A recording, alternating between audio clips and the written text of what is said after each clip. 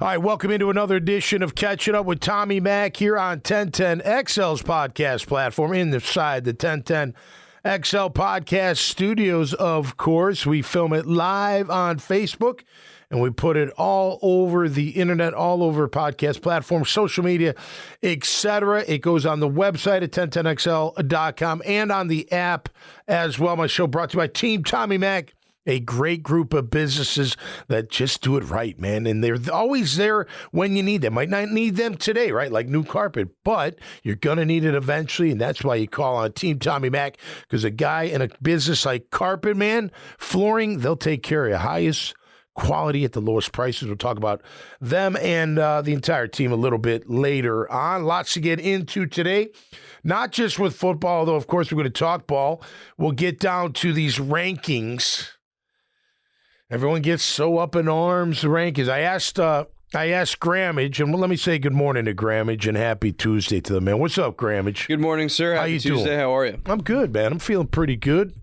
Had a good day, a great weekend. My Kelsey girl came home from Massachusetts, so she's home for a few months before she makes her trek out to Los Angeles, trying that dancer Very cool. route. Yeah, I'm all for it, man. You know, you gotta give it a shot. Do it now while you're young. And, figure out the rest a little bit later. She's going to do that, but great to have her home.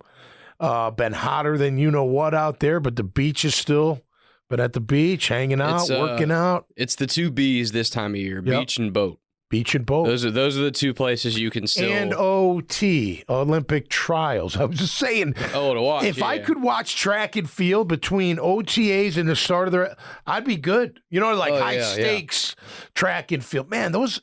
I was telling Grammage, I'm watching the 1500 final last night in between the hockey. I'm going back and forth. And the hockey was unbelievable. Congrats to the Panthers. Phenomenal. And I'm watching the 1500. I'm like, man, these guys are like sprinting from the get-go. This is like a fist fight, a drag race. It's like a rumble. And they're flying in a mile. 2 laps in, it was like 132. I'm like, holy cow. And it was a dogfight to the end. That's just the 1,500. We've seen the 100, the 400, the 800. Oh, my gosh. To me, that's enough.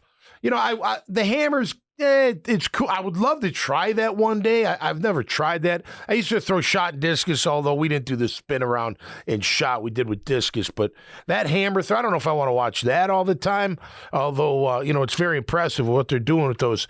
I think it's 16-pound throw when you're talking shot, but they were heaving it out there, no question about that. But the sprints, ooh, man, because I guess it's because I've never been fast, so I'm always enamored by that kind of speed.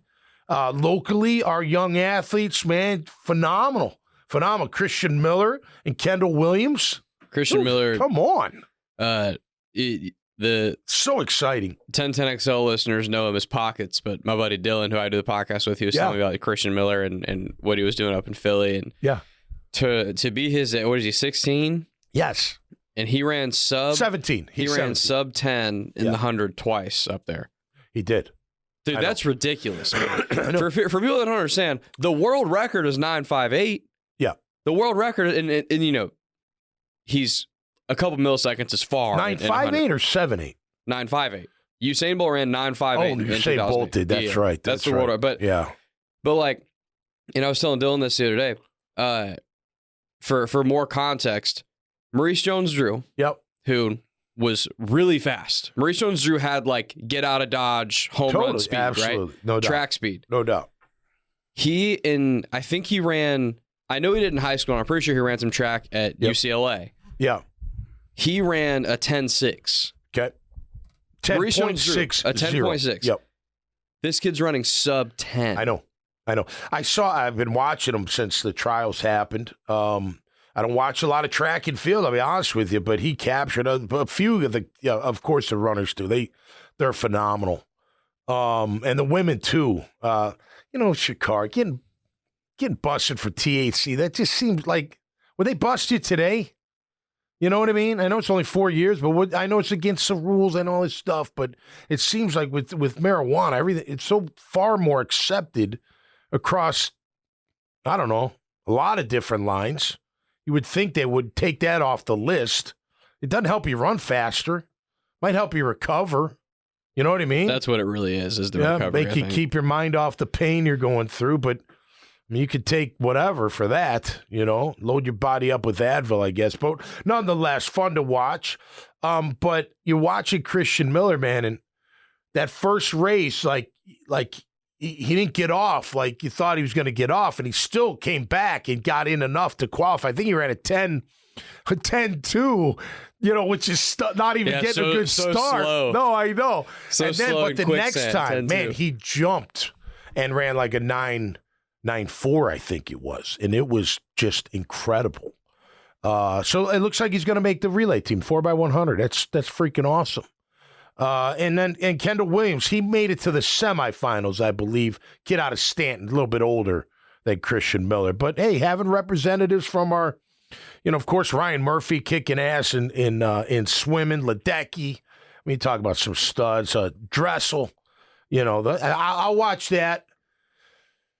The sprints is swimming, I watch. I don't know. What do you watch? I mean, I watch some of the swim, but the sprints are the fun to watch. Dude, do you watch diving? Dude, I'll watch all. I love diving. Man. I love it. Diving's boring to me. Not at all. Not to do it, but to watch it. And I used to go to my wife's nephew, and our nephew swam at Auburn, so the diving would be first, and I'd just be like, oh my gosh, please hurry up and get done with the diving so we can get done with the swimming. Dude, but the sprints I love. The sprints and swimming, phenomenal. Any Olympics I can consume, I will watch and be invested in. Now, I won't know anything about it when I turn it on. Yeah. I'll rely on the play-by-play guys to tell me what the hell's happening. Yep. But it's one of my favorite things. I think you're kind of similar to me in this way. You like almost all sports. You'll give a shot to watch when you sit down, right? Yeah. Just sports in general are just fun, right? Right. Love watching sports. That's how I am. Any time of the year, I just want to watch sports. Well, let me clarify. Not all sports I might have it on, but to sit down and watch, it's got to be a certain sport for me. I don't, even with Angel and Caitlin, I don't watch the WNBA. I see them. I watch ESPN every morning. I see all the news about them, the highlights, and it's cool. It's fun to watch. It's amazing the crowds they're getting. Congrats. It's great for WNBA. But I won't sit there and watch a game. Yeah, I typically don't rearrange my schedule for it. I just mean if I've got a couple hours to chill on the couch and I have my choice, it's typically sports. Okay. My fiance that does not share that sentiment. Yeah. But she loves the Olympics. Yeah. Well, Olympics is cool. And it's anything. Yeah. Anything. We did it even during the Winter Olympics. Yeah. She just loves because they're unique sports. Well, it's patriotic too. I mean, you're competing for your country, and they're sports too. I think that phenomenal a lot today. A lot of them are sports too that just we're not used to seeing them. Yeah. So that they just look incredible when you see them, because it's not like football we watch every year. We know these guys are freak athletes, but we're used to it. Right. Diving, you're like, whoa, that's crazy. It's amazing what they can do. There's no doubt. I don't mean you divers take it easy. I'm not bagging. For me, my viewing pleasure. I'm all not the sitting there divers on watching Facebook are coming for you. Right now. Listen, how they do all that stuff. I can't. I mean, I could never do that. So I am, I guess, enamored with that. But I won't sit there. Christian Miller and watch it. Christian Miller, youngest in history ever to break 10 seconds in the 100. What school does he go to? Creekside. Creekside. That's right. Yep. How about that? Pretty cool. All right, so Olympic trials going on. We're going to watch it all, at least a good bit of it. That kid Quincy Williams, a 16-year-old in the 400. That was. I'm trying to think of the show he reminded. Remember the little character? What was his name? It wasn't Marvin. It was, and he wasn't who'd you say? The other kid, the Urkel. Urkel, wasn't Urkel. Was it after that? Era 90s maybe? It was it was 90s. Yeah. I don't know. Anyway, it was a cool little show that ran for quite some time. He's a cool little character. Anyway, kid reminds me of that Stanley Cup final. Panthers clinch a 2-1 victory last night. How about this? 2 champions, world champions this season in 2024. Jason Tatum of the Celtics and Matthew Tkachuk of the Panthers. High school teammates in St. Louis. Yeah, it's pretty crazy. That's pretty awesome. Did you see that old picture of them? They did a video. About the being at Chaminade, this school in St. Louis, yeah. Oh, the video I didn't see. I just saw an old picture of them in elementary or middle school on a field trip, sitting next to each other on the bus. Dude, it's so awesome. Which is crazy. Water polo rocks. Okay, I'll give you that, Tony. Tony chimed in on Facebook. Water polo rocks, especially now. That's a tough sport. There's no doubt about that. You got to be in great shape for that one. Yeah, I've never played it, but you know how fun it would be. I feel like that'd be so much fun to play. Yeah, except when they're drowning you. Then it's not fun because you're gonna. What are you gonna do? You can't throw punches. Got to undrown yourself. And then catch your breath and that would suck. Ball. It's like rugby. Like rugby Good call, looks. Though, Tony, I like it. Rugby looks really fun. Yeah, until you're in the middle of a scrum. Yeah. That would suck. No doubt. Until your nose gets busted by taking a headshot. All right, Tennessee wins the College Baseball World Series. Great. A lot of games they got to play to win that thing, man. Yeah. But it was fun. I watched Florida State. I was into it for a little bit. I like that. Now that's a sport I normally wouldn't watch. You won't catch me watching a college baseball game. World Series, little, connection because it's Florida State. If BC was in it, of course I'd watch, that type of thing. But that's not a sport that I would go out of my way to watch. Yeah, I'm not a baseball guy at all. In person. Yeah, in person is way more fun. I totally agree. Yeah. But I do really, really enjoy the CWS. Yeah. I mean, I'm a little bit biased there because Florida makes Omaha most years with Kevin O'Sullivan. They got a really good program. Yep. So I typically have a rooting interest, so that helps for sure. Yep. But I mean, I watched a lot of the game last night. A&M Tennessee. It's fun to watch. It's not college basketball for me. It's not football, but it is fun this time of year. There's not a lot of other things. I'll watch it. And the pace is a little faster than the MLB. It does seem faster, yeah. The pace of play is what kills me watching baseball sometimes. Yeah. And it's a little bit faster in college. They keep it moving. It does seem faster. You're right. We went to a Cubs game a couple years ago. That was phenomenal. I mean, if you're in person, different story. J.J. Redick, new Lakers head coach, when asked about his lack of, coaching experience, he gave the whole, I don't give a fuck.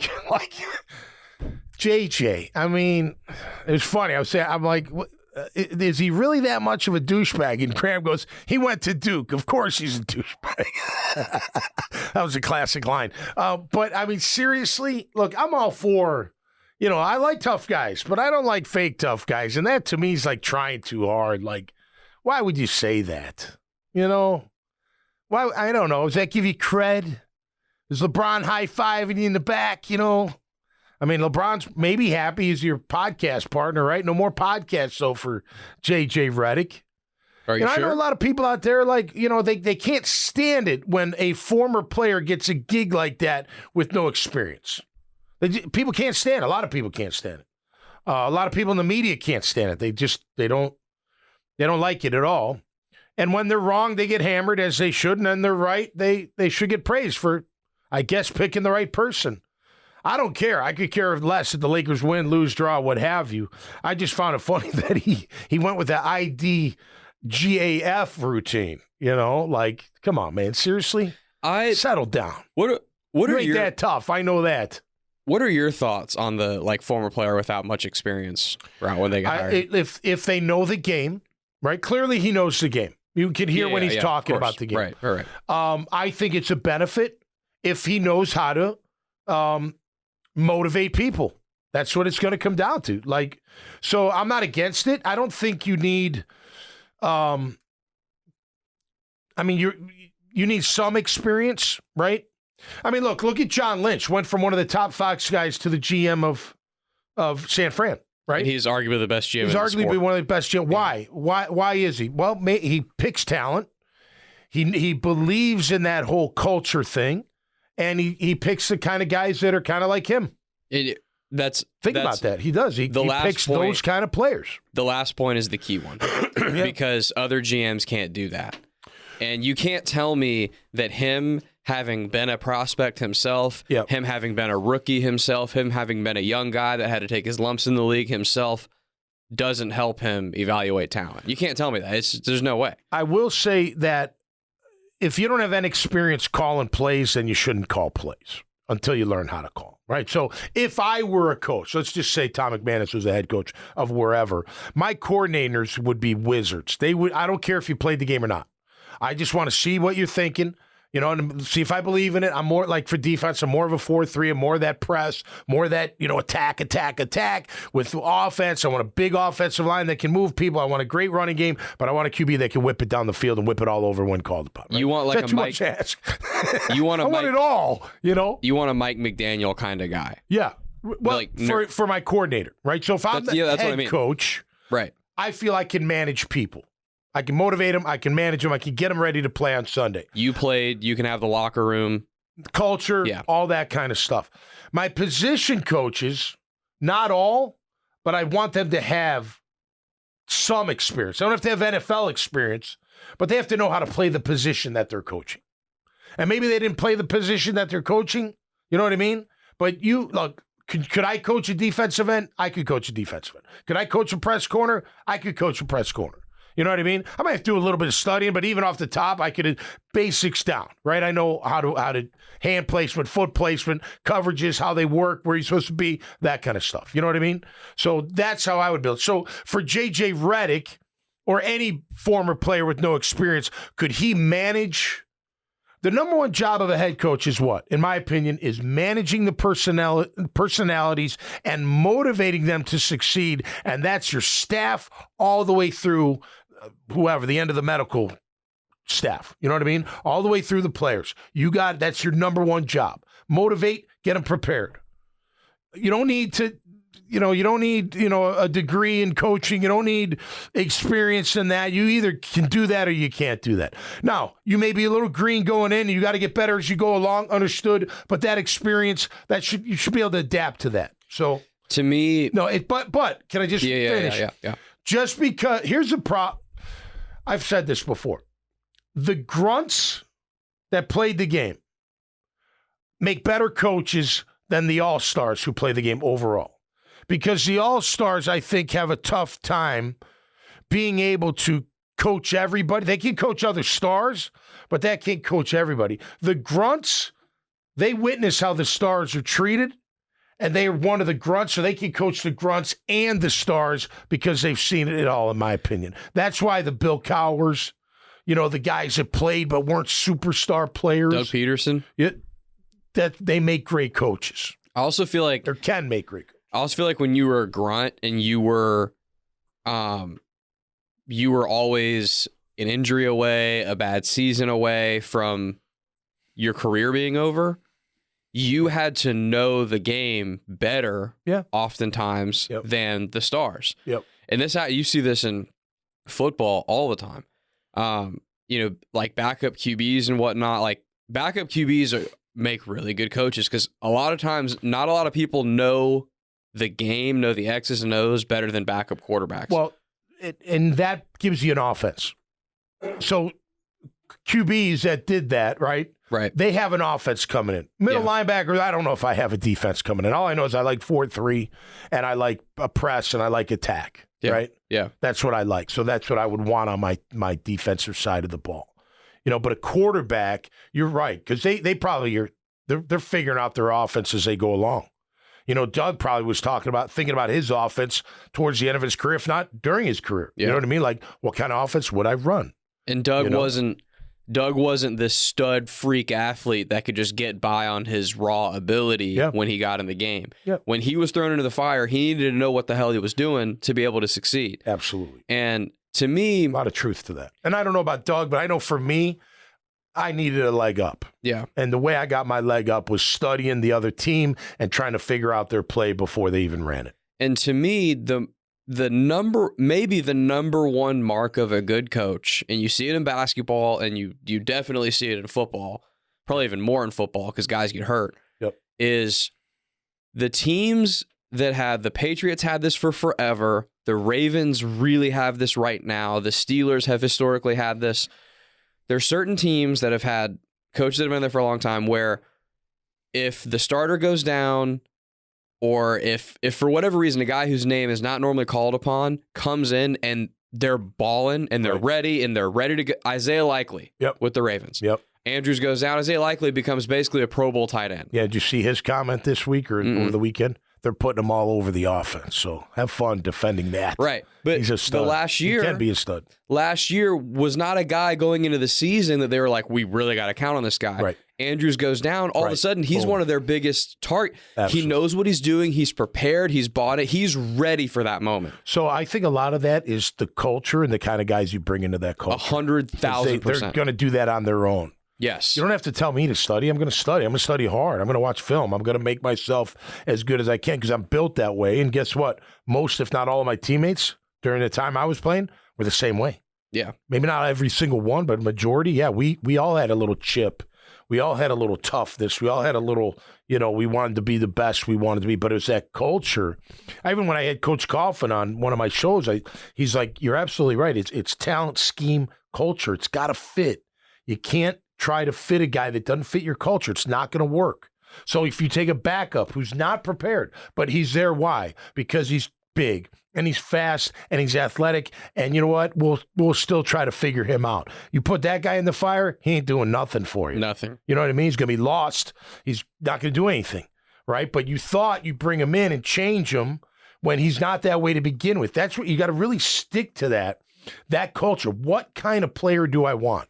Do I want a self-starter that I don't really got to manage that much? Do I want a ball of clay that hasn't really been managed at all and I'm going to manage them and make them, which is really hard to do? Or am I going to, find the right guys that are easy to coach because they handle my philosophy? I may, two different kinds. There's more than two. I could be dropping the hammer, pissed off, yeller, all that stuff. Well, guess what? I better have a team that can handle that. I better have a team that can handle some of that because they'll tune me out right away and you're not going to get anywhere. You're not going to do anything. Yeah. Right? Yeah. I could also be this quiet, soft-spoken, hey, you guys handle it. Well, guess what? I'm only going to last if I got guys that can handle it without me hammering them because they're professionals. Their character is driven or their ability is driven by their character. I mean, they want to be better. They want to be great at what they do. They want to study. They want to work out extra. You know what I mean? So that culture is a huge part, I think, of everything. Every backup to the media and publicly says that they prepare like a starter, but it's the guys that actually do that. And it's the cultures that harbor an environment to have guys that actually do that are the ones that have success, especially in football. Yeah. I know we started this with basketball, and basketball happens too. Yep. But in football, just like got important players on your team are going to get hurt. Yep. That is the reality of football. Yep. So you better have dudes that are ready to step in and ball. Well, think about this, Grammage, from a player's perspective. If you're a starter and you have a bad game, they're going to sit there and go, okay, he had a bad game. We got to work on it. He'll be better. We'll get him better. You're a backup that gets thrown in the fire and you have a bad game. They're immediately thinking about how to replace you. Yeah.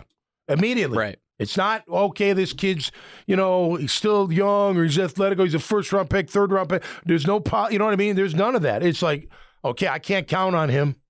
And quarterback especially. If you don't prepare like you're a starter as a backup QB in the NFL or even college and you get your shot and you can't do anything because you haven't studied and you have a terrible performance, they are thinking about replacing you right then and there. It might not happen next day. It might happen a couple weeks, but guess what? You've already planted the seed. I can't count on this young man to come in when my starter goes down. And you're easily replaceable too. No doubt. It's not a franchise-changing move. It doesn't. You're not getting $50 million. You're not bound by money. It doesn't have some huge influence on the salary cap. Yep. Typically, your backup's making $1 million, $2 million a year, maybe, and that's an expensive backup. Yep. And you're absolutely right. If they come in for a game and they look awful and whatever, then dude, there are thousands of dudes on the street waiting, that are begging to have that job. Absolutely. To have a shot at it. Agreed. Totally agreed. All right, up in Carolina, looks like they're going to get their $650 million from the city of Charlotte for stadium renovations. Vote is today for the Jags. Listen, I'm not going to say who, but I'm feeling really confident about it because I've been told it's done. And don't quote me on that, but from a very, very, very, very, very reliable source. So that's good news. I hope it does happen. Hey, man, you can think how you want about the Jags, about this city, but Jacksonville is nowhere near the city it is today without our Jaguars being here the past 30 years. I'm sorry if that offends you, but from a practical standpoint, it's absolutely true. Economic impact, people that have come here, companies that have come here, not all because of our Jaguars, but a lot because of our Jaguars. Because why? We're one of 32 cities in the whole country that has an NFL team. And NFL pretty much still reigns supreme throughout the country. And look, let's be practical about this. Donna Deegan's our mayor. She's a Jacksonville native. She loves the Jags. She's not going to let them go on her watch. No way. No way. You can't let it happen. So it's not going to happen. It looks like it's going to be a done deal. And then we'll move on to the next thing. But that's great. Hey, just because they do that investment doesn't mean they don't got to take care of everything else, because they do. And they know that. I think people get, oh, you're taking away. Look, they're going to find ways to get more money. They always do. They'll figure out a way to help. They've got different programs to help, so hopefully they can act on those. But good news that they're going to get that done. We did not comment, I don't think, Grammage. Then we'll get into our Jaguar talk. The hell's wrong with Kelly Stafford, man? Did you see what she said about breaking up with Matt at college and dating the backup? And they got like 4 kids. Like, why would you? No, I didn't hear the whole thing, so maybe it was taken out of context, but not like Hawk Tua. That was not taken out of context. That makes me laugh every time. That was full context. It's actually her laugh at the end. She's like, know what I'm saying? She's laughing. That makes me laugh more than anything. But what was she thinking, man? Come on. I mean, why would you even bring? Why wouldn't you say, you know what? I don't want to talk about that. That's disrespectful to say that. You know. And by the way, Kelly, let's be honest. It's Matt Stafford, the quarterback of Georgia. You know. You think you're the only thing hanging around? Right, you know what I mean? Right. Especially when you were broken up. Yeah, he might have really wanted you, but I'm sure he had plenty of things to do to take care of his time. I just don't know why you'd say that. Is that cool to say it? Does that give her cred? I think it looks awful. It's very disrespectful, in my opinion. If I was him, I'd be like, what are you doing? Like, yeah, I agree. Why would you say that? Like, why would you even? And the bad boy. Oh, he's such a bad boy. Well, what do you think that says to everybody's mind? You know, and that your car was there overnight. So what do you think everybody in the world's thinking? Well, I guess she, had relations with the backup QB for a little while. Great, thanks for telling the world, honey. Appreciate it. Well, it's like I think the biggest thing is there are people and topics that people could say that just simply don't need to be on a podcast or anywhere. or anywhere. I give it makes you appreciate a lot of the celebrity counterparts that have pretty much always kept a low profile, never really done anything. You think about like LeBron's wife, Savannah James. Yep. Like they've been together since high school. Yep.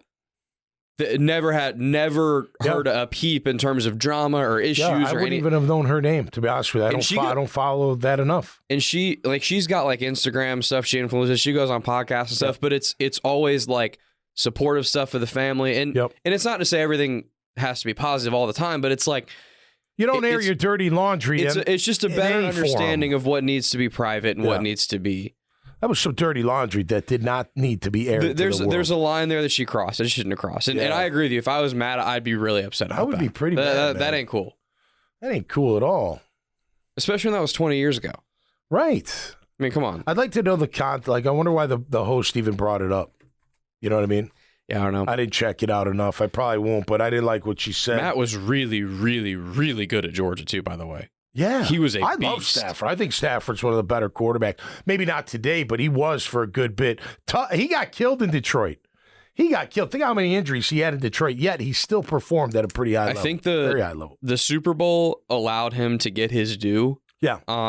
But up until that point, I think he's pretty inarguably the most underrated QB of this generation.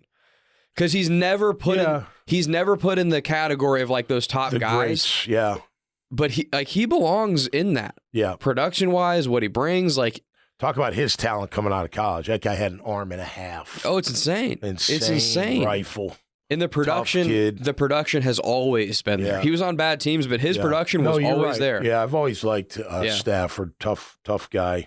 No question about it. All right, we're going to move on to our Jaguar talk, and we'll start with Josh Allen at the Paris Fashion Week show. Brought to you by Team Tommy. Team Tommy, here we go. Team Tommy Mac, just a group of great businesses here locally and regionally that are there for you and ready when you need them. And trust me, hopefully you don't need Chris Lucero's bail bonds and his team to get you or a loved one out of jail quick, but that's what they do. So if you do find yourself in trouble, make sure you check out Chris Lucero's bail bonds.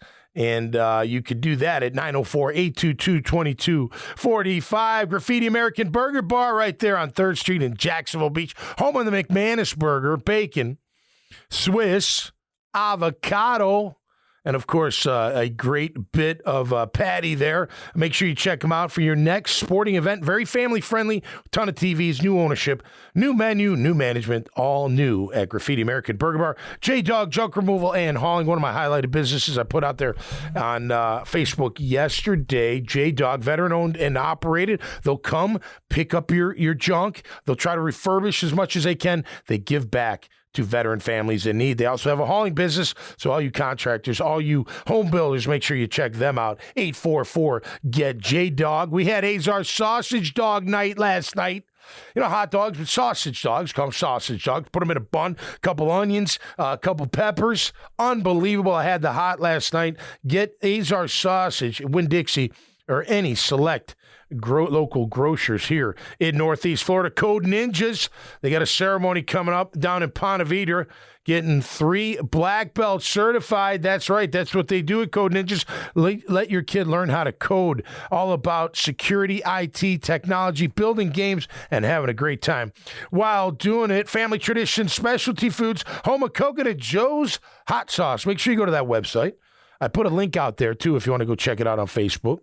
We'll take you right to the cart. You get the BOGO by putting pound Team Tommy Mac, and you get a buy one, get one free. They're absolutely incredible. Brand new, really hot one is about to come out, and we'll share that when it's ready. Michael Nickus' State Farm Agency, my agent for over 20 years, should be yours as well. At least give him a shot. We're talking home, we're talking life, we're talking auto and supplemental health. He and his team always ready for you. And Carpet Man Flooring, like I said, not just LVP, but tile, hardwood, carpet, all over Northeast Florida. They handle it all, and they do it at the highest quality with the lowest prices. And, of course, Salt Air Inn and Suites, my boy at Beach Life Rentals. That's right. Salt Air Inn and Suites Boutique Hotel.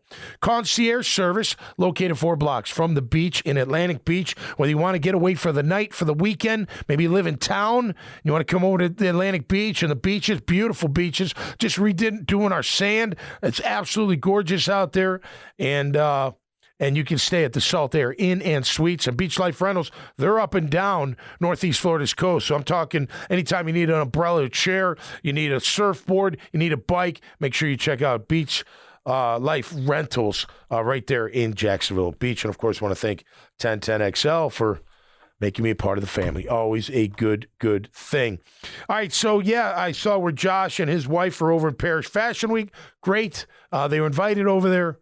All good. All I'm going to say about that is, I don't know, if I'm the owner, I just signed you a big deal. I'm hoping you're just solely focused on football. I'm sure he is. And I know he's got a thing for fashion, it sounds like. He's getting into it, so just make sure I don't know. Look, it's not like you can't work on your brand and all that, right? But when you're a pro athlete, that's number one. Not clothing line, author, singer, whatever. You are a professional football player first and foremost, and we'll see on the field. I'm sure he's going to have a big year, and we're looking forward to that as well. Did you see Joe Burrow's outfit?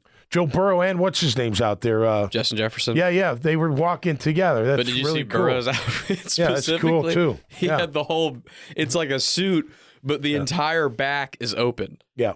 So it's almost like a dress where it's like an open back type thing, but it's a suit. You can see his entire back. Yeah, I'm like, dude, hopefully he didn't have any back pimples or anything gross. Yeah, I don't know. Whatever you want to walk, they cleaned him up, but and I know. I read the article today. I think it was today that came out.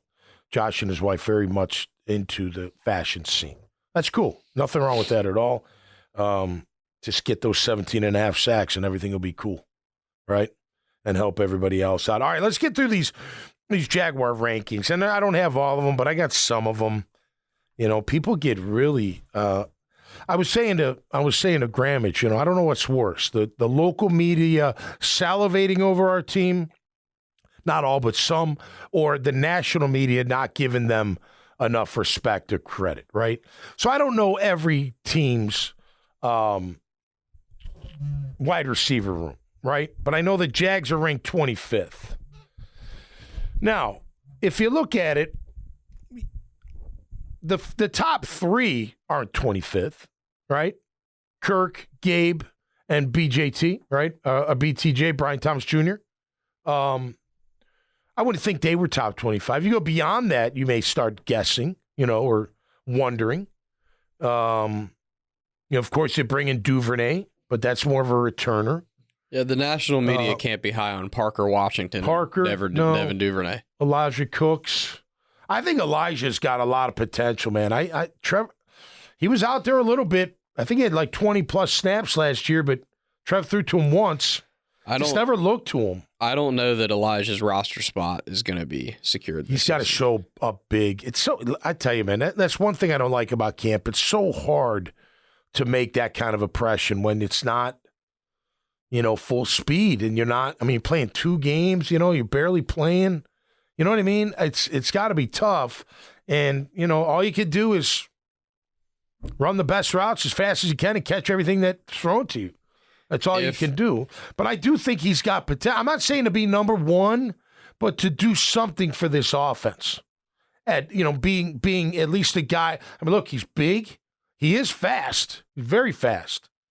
He's not Ridley fast. They're raving about Ridley up. He runs great routes. Just wait till he's in pads in a game and he forgets about half the plays, and then we'll see. But no, I can see that. But after the top 3, I wouldn't say are top 25. No, God, no. Kirk is a top. I love Kirk, and I think set up in the right system, phenomenal. Gabe's, look, they didn't throw to him a ton, but when they did, his averages were good and his touchdowns were good. You know, and then this kid, you know, we don't know. I mean, look, all you know is what? 17 touchdowns his senior year in the SEC. What does that mean in the NFL? I don't know, maybe 3. You know what I mean? 4. I don't know. We'll see. Maybe he is that kind of standout player. I know Ingram's listed as a tight end, but he's more of a wide receiver. You know, so you can't tell me Gabe, Kirk, Ingram, and then the young kid are 25th. I wouldn't think that. And not knowing I don't know every single, you know, wide receiver core. You know, I mean, I know Cincinnati's really good. There's others that are really good. The Jets have a good, you know, Miami. Yeah, they would all be ahead of our guys. I get it, but I don't think 24 teams would have that kind of weaponry that we would say. But again, I mean, all we can go. I tell you, the one thing that's concerning me, it's bothering me a lot because I've seen it more times than not. And this came from PFF.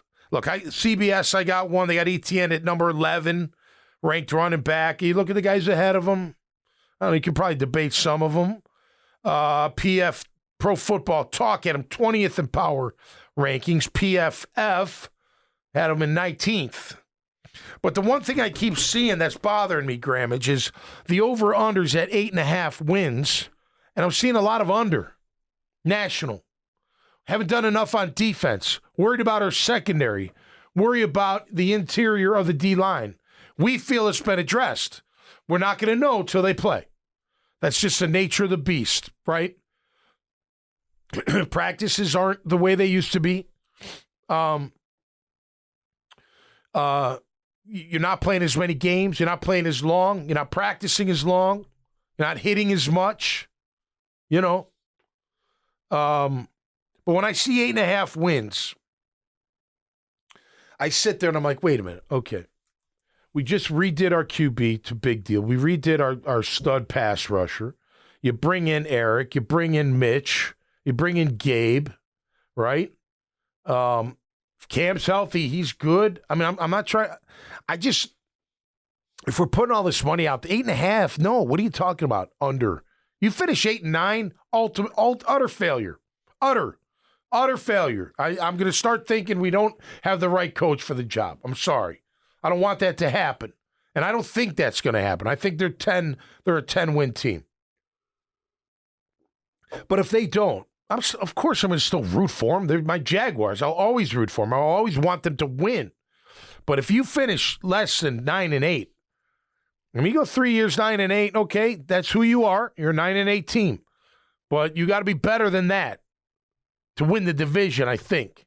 Unless you can't see. I mean, last year, no, you're all close, right? 10 and 7 won it. You had 2 9 and 8 teams after that, Indy included with the Jags.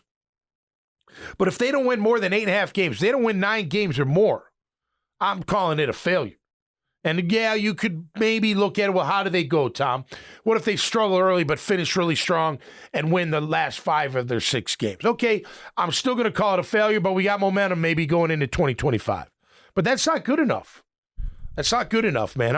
I'm not. We've got all this talent. Nationally, they don't think so, but we believe they do. They brought in some good players, no doubt. Now they got to put it all together. But I see another under for 8.5 wins. I see an under. That bothers. I'm like, it better not be under 8.5. Are you kidding me? It better not be. I mean, it's my opinion. I think that's an utter failure if that's the case. Which again, I don't expect that to be that way. I mean, they won 9 games last year, and it was considered a disappointing season. The way they crumbled, yeah, of course it was disappointing. Yeah, and they missed the playoffs, and right, and they like that. But that's kind of and Trent. So that's why you think they're getting the under because of last year and the way they no. They went. I'm saying the opposite. I'm saying what you're saying. I'm saying last year was considered poor by the end of the year, and they won 9 games. Yeah. That last year, at the end of last season, everyone had a bad taste in their mouth about the Jaguars. Yeah. And they would have hit that over. Yeah. Right. And I would argue. Yeah, but the year before they won 9, and everyone thought it was fantastic. Well, the big thing was they made the playoffs. Because they came back and made the playoffs. And the expectations to begin the year were lower. Yeah. Fair. And I would argue that between these 3 seasons that Doug has been the coach, yep, in my opinion, this version has the most talented roster, top to bottom. On paper, they're better than they've ever been because they've addressed. I mean, under Doug Peterson's reign, not all time. And there's other factors here. The main 2 reasons I would say that re-signing Josh and Trevor, it counts, but they were on the roster already. Yep. Mitch Morse and Eric Armstead are the main reasons. And Darby, I want to say that. Throw in Darby. He's going to be your starter, I bet. At least to start out, unless the young kid can beat him out. Is he better than Darius Williams, though, Ronald Darby? Depends what kind of we don't know. Would Darius thrive in Ryan Nielsen's defense? I don't know. Until I see, you know what I mean? Until a couple games in, this could totally change. Right now, I'd consider that kind of a wash. Either way, I just think they got so much better at center. So much better. And they got one of the best interior defensive linemen in the sport. Yeah. Eric Armstead is an elite level player. Yep. That is a guy that presents problems for offensive lines. Just okay. And I agree with that, but just devil's advocate, that San Fran defense gave up a lot of rushing yardage in the playoffs. Just saying. Green Bay ran all over them. They did. They had a trouble stopping. He was out there. Yeah, that's true. And they had a pretty good D-line overall, great linebackers, but they couldn't stop the run. So, I think he's great, too. I think he's going to help the D-line out a ton, but I'm tempering expectations. Like, we got to see it. For sure. We got to see this happen. It's got to happen on the field, and none of this matters once pads come on and games get played. But I think where it does matter is because, and I think most people would agree, at least the local people that actually know more what's going on with the team. Yep. Most people, I think, would agree that in Doug's regime, this is the most talented roster he has had top to bottom. The reason that matters is because it eliminates the excuses. Right. this is the year of no excuses in my.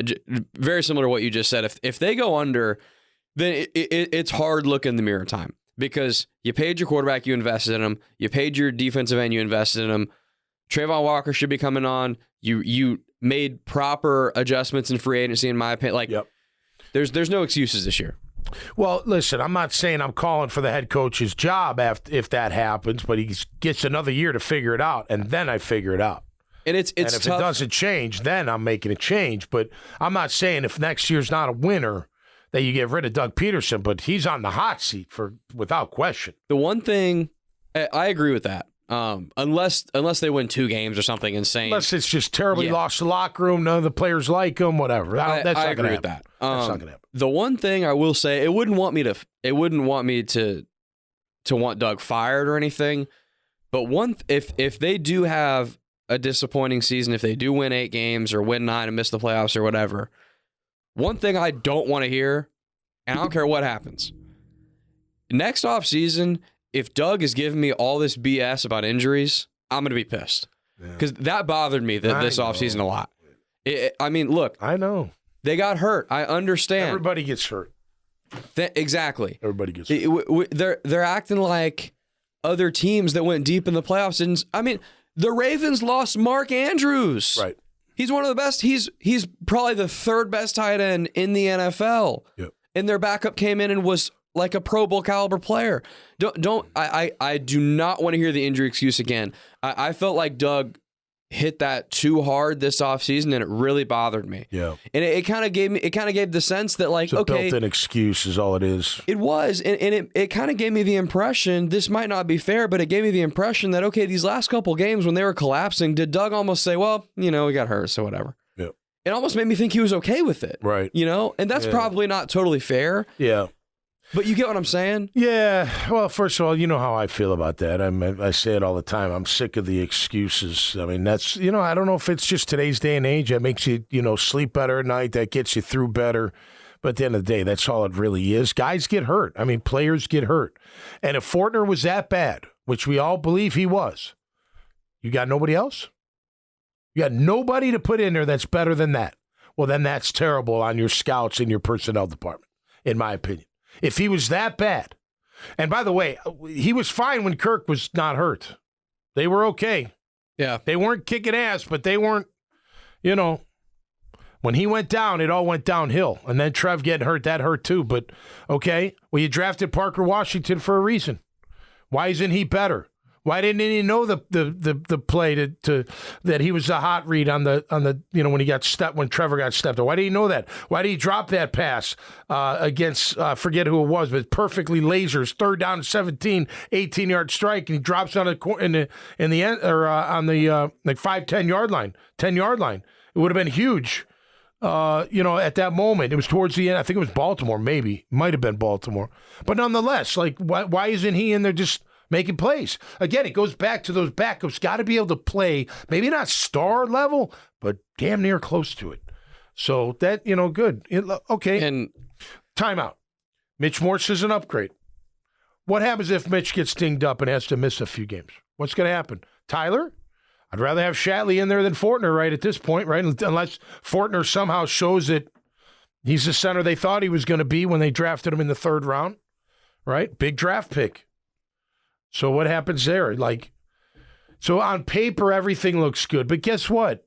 On paper, every other team feels it looks good, including in our division. They all feel good about their teams.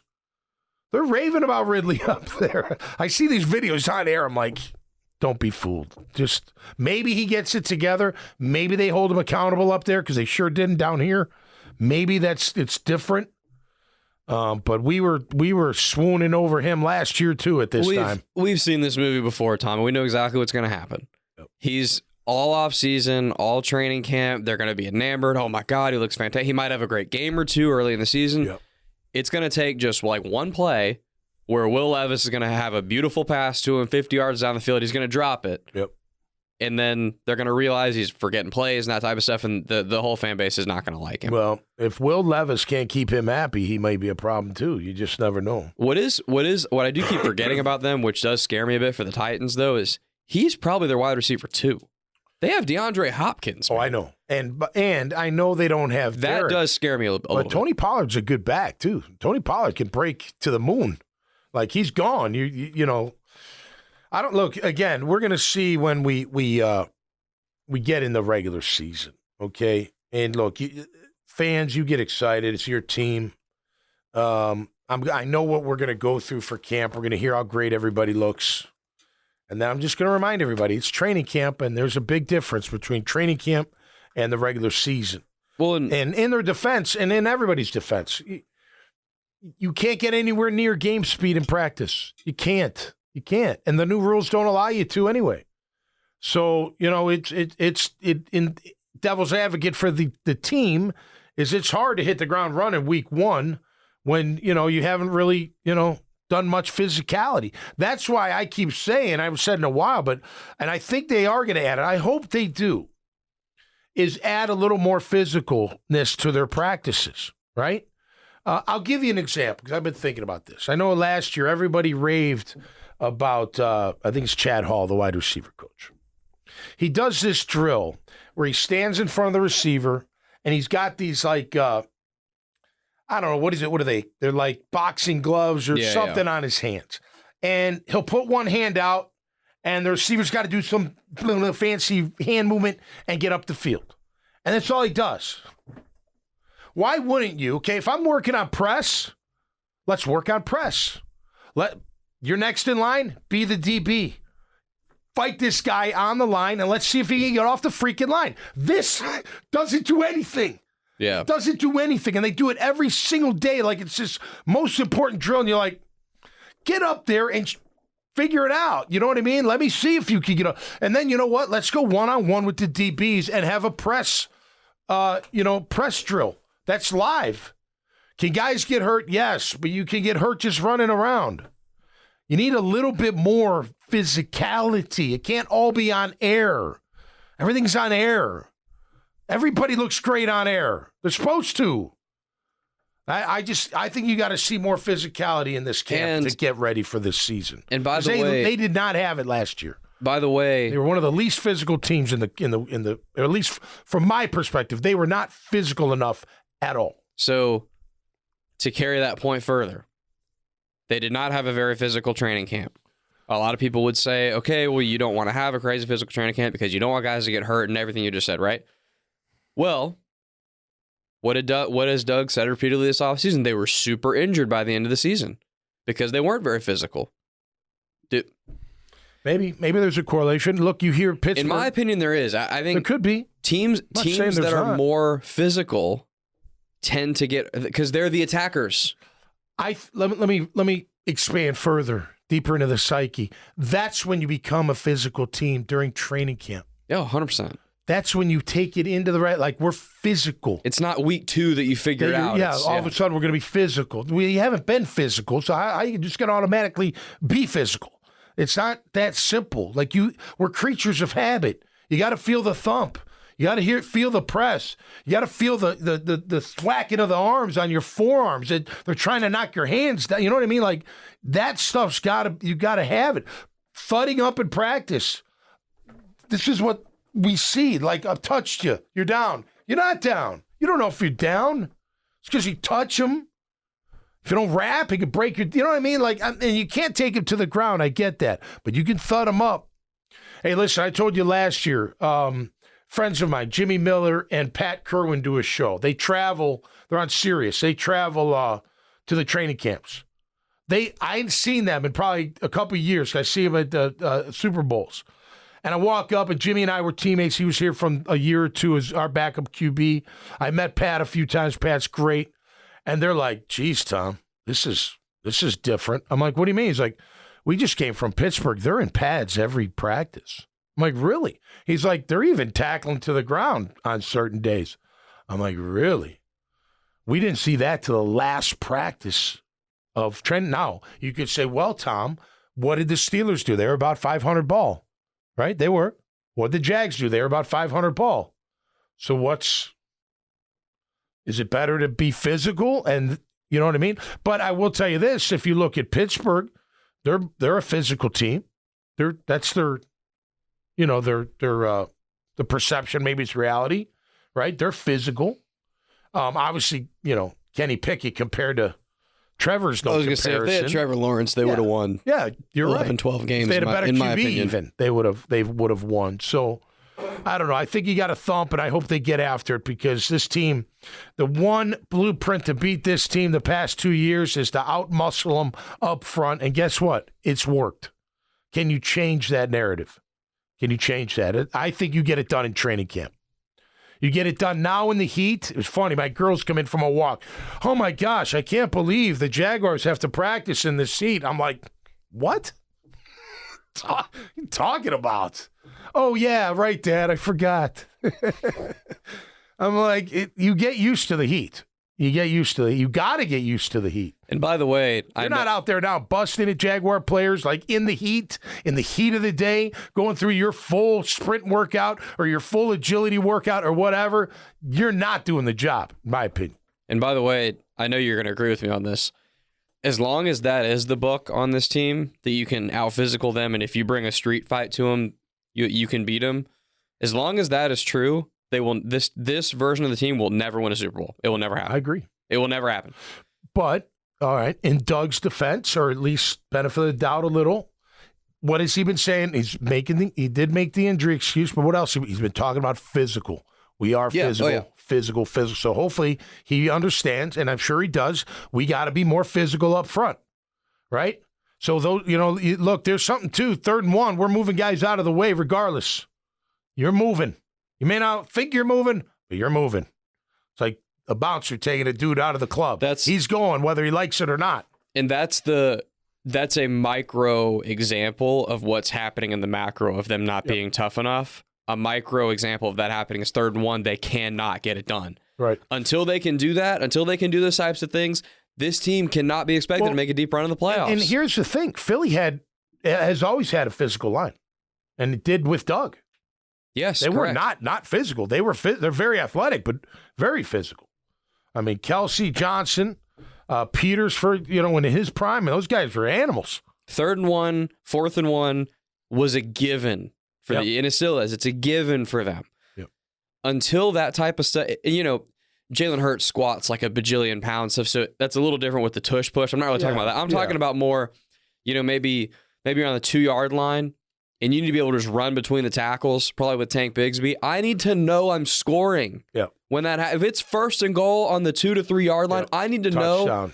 I need to know that if I run it 2 to 3 times, I am scoring. Right. And this contributes to Trevor having higher interception numbers because they're trying to do fancy stuff. No, I need to know that. And I agree with you, by the way, that I would like to see Brenton Strange at fullback. Yeah. Let him get up the A gap. Yep.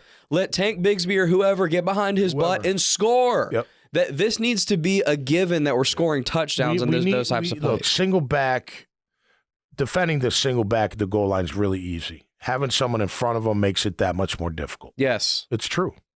Because I could jump that gap, and it's just me in the back. I jump that gap, it might be me in the fullback, and then I got to get to the back, which it's hard to do.